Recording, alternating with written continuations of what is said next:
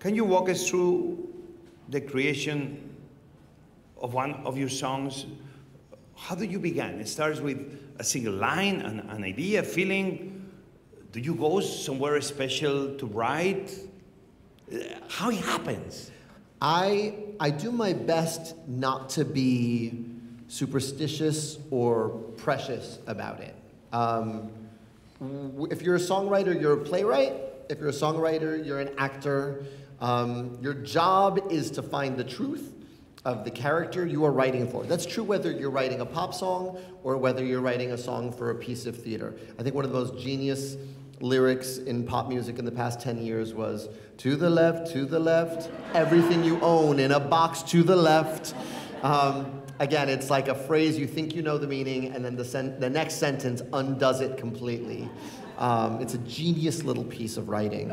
And every line in that feels like a real thing a real person would say while their ex-boyfriend is leaving. In the closet, that's my stuff.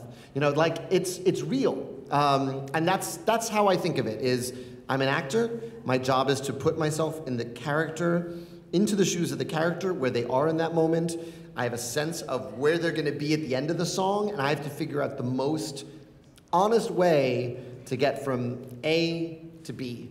You know, and it can be anything from, if I am Usnavi and I am welcoming you to the neighborhood of Washington Heights, my job is to welcome you to the neighborhood. So I'll speak in Spanish, but I'll also speak in English. I will introduce you to everyone who's important to this neighborhood as briefly and as powerfully as I can.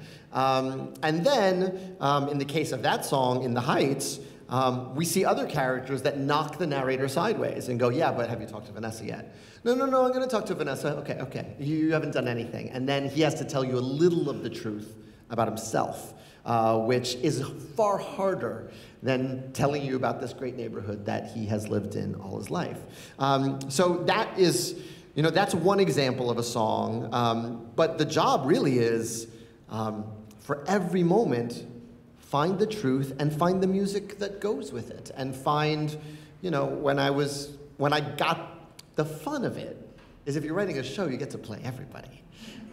So I loved being Angelica Schuyler in Hamilton, because she's the smartest character in the play.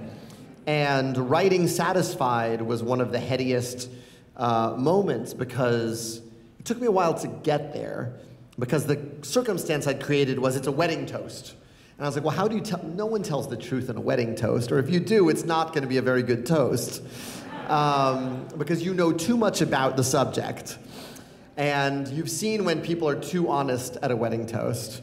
Everyone is talking about it the rest of the party. Why did she say that? Oh my God. So I thought, okay, there's going to be a flashback inside the wedding toast.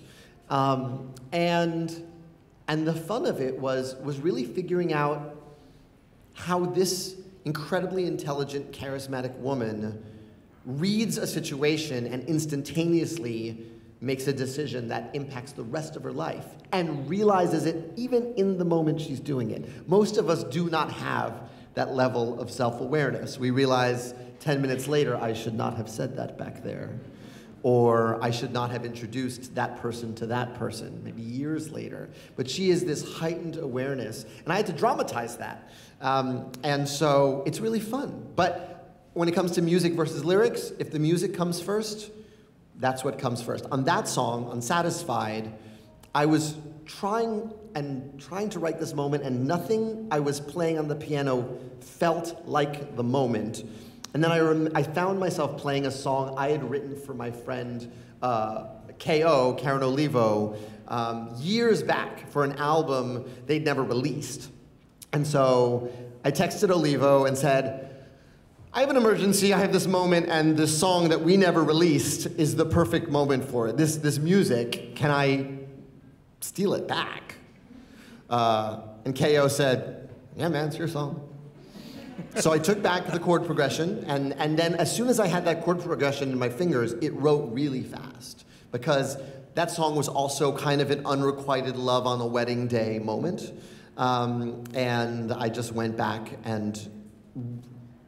to that music with all of this information I had about Angelica and her sister and Alexander, and it's really structured like an essay. It's structured like your 8th grade personal literary essay that you learned about in English class. I have 3 things that I have to tell you. Number 1, number 2, number 3. You know, thesis, proofs, conclusion. But it was, yeah, I mean, you go wherever you need to go to write the tunes.